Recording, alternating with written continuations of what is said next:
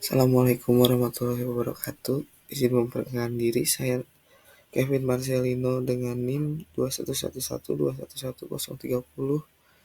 reguler Cimahi. Akan mempresentasikan tugas ketiga LH, yang undang-undang yang pertama yaitu Keputusan Menteri Tenaga Kerja Republik Indonesia nomor 2 Cap titik 333 garis miring Men 1989 tentang diagnosis dan pelaporan penyakit akibat kerja. Menimbang daripada itu bahwa terhadap penyakit akibat kerja yang dianggap sebagai kecelakaan kerja diketemukan dalam pemeriksaan kesehatan tenaga kerja dapat diambil langkah-langkah serta penanggulannya. Bahwa untuk mempermudah dan mempercepat penyampaian laporan mengenai penyakit akibat kerja perlu ditetapkan bentuk laporan dengan keputusan menteri. Mengingat daripada itu, undang-undang yang terkait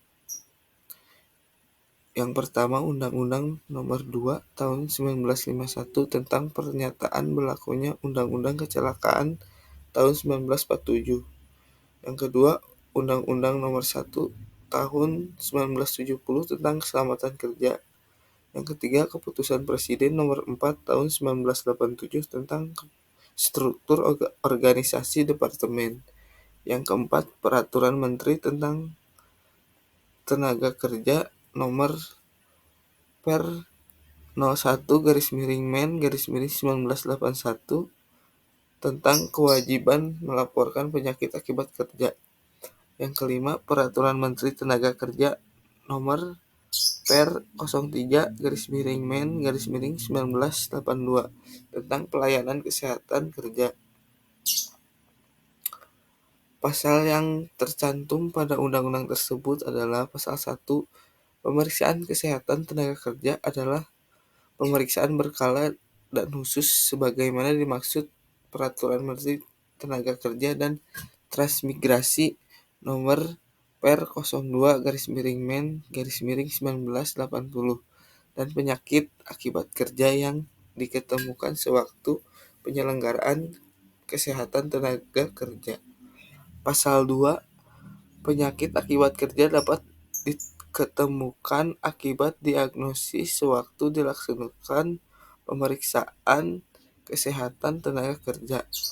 Pasal 2 ayat 2 dalam pemeriksaan kesehatan tenaga kerja sebagaimana dimaksud ayat 1 harus ditentukan apakah penyakit yang diderita tenaga kerja merupakan penyakit akibat kerja atau bukan. Pasal 3. Diagnosis penyakit akibat kerja ditegakkan melalui serangkaian pemeriksaan klinis dan pemeriksaan kondisi pekerja serta lingkungan untuk membuktikan adanya hubungan sebab akibat antara penyakit dan pekerjaannya. Pasal 4.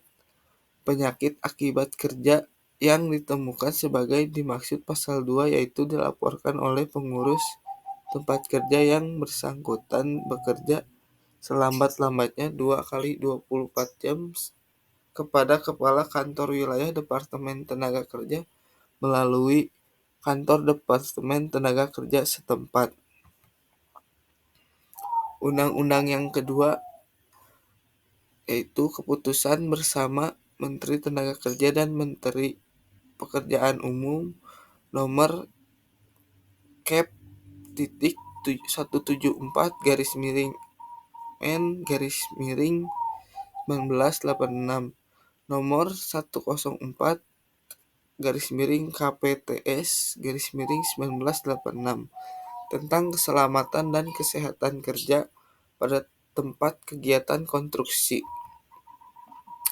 Menimbang daripada itu bahwa pekerjaan konstruksi merupakan kompleksitas kerja yang melibatkan bahan bangunan, peralatan, penerapan teknologi, dan tenaga kerja dapat merupakan sumber terjadinya kecelakaan kerja, bahwa tenaga kerja di bidang kegiatan konstruksi selaku sumber daya yang dibutuhkan bagi kelanjutan pembangunan perlu memperoleh perlindungan keselamatan kerja khususnya terhadap ancaman kecelakaan.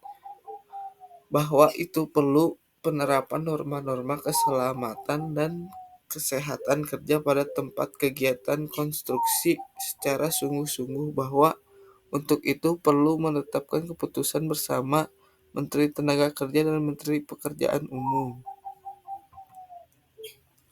Mengingat daripada itu, Undang-Undang Nomor 1 Tahun 1970 tentang Keselamatan Kerja, Government Bersluit Nomor 9 Tahun 1941 tentang syarat-syarat umum untuk pelaksanaan bangunan umum yang dilelangkan. 3. Peraturan Menteri Tenaga Kerja Nomor Per 01-Men-1980 tentang keselamatan dan kesehatan kerja pada konstruksi bangunan. Pasal yang terkandung dalam undang-undang tersebut.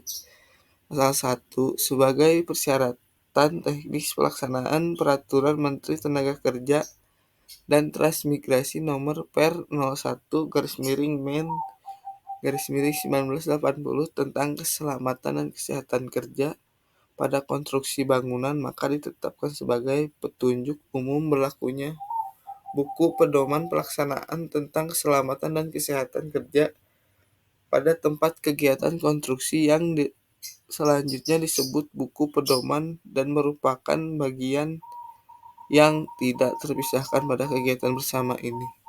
Pasal 2.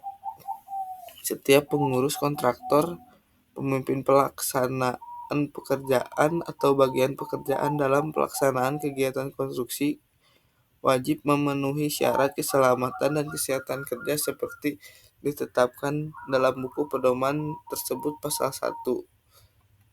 Sekian dan terima kasih presentasi dari saya. Mohon maaf bila ada salah-salah kata. Assalamualaikum warahmatullahi wabarakatuh.